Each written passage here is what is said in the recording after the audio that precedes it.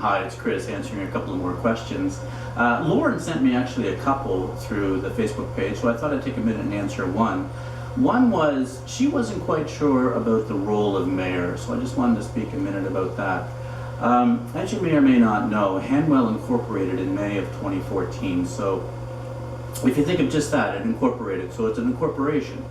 And like any corporation, there needs to be a board of directors and staff. So that's the best way I can explain the role of mayor and council.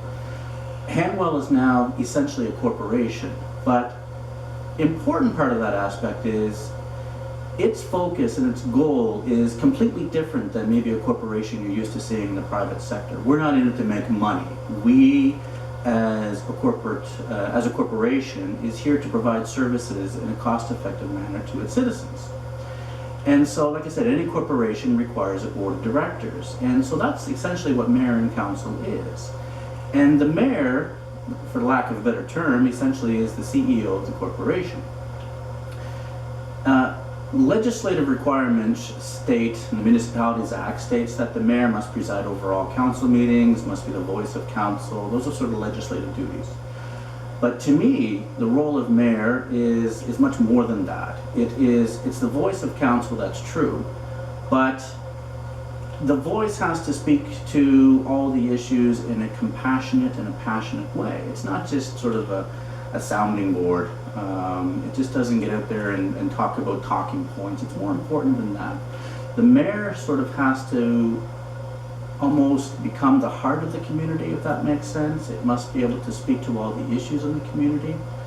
And it must do so, of course, with the backing of council, because the mayor cannot speak on an issue or have an opinion on an issue unless it's fully supported by council, because the mayor and council have to speak only as one unit. So that's one of the big roles of the mayor is sort of the voice of council. But it also provides leadership to council. It can offer input on financial affairs and sort of the governments of the community as well.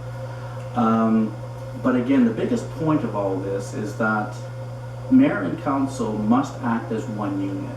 So the mayor has to provide leadership in such a way that all of the councillors and all of the sort of stakeholders involved must buy into a concept, must agree to a concept, and must bring that concept forward. So again, the model I find is best, you're talking about a public sector versus a private sector, is that board of directors and the mayor of council. So that's probably the best way I can explain it, to be totally honest with you. So I'm not sure if that answers your question or not, Warren, but I thought I'd give it my best shot. So feel free to give me some more questions and I'll do my best to give you some good answers. Thanks.